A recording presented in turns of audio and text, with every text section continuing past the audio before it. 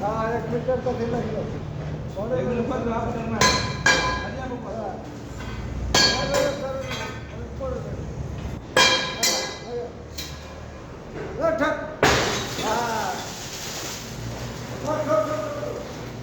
इकाना 90 में गिरती है।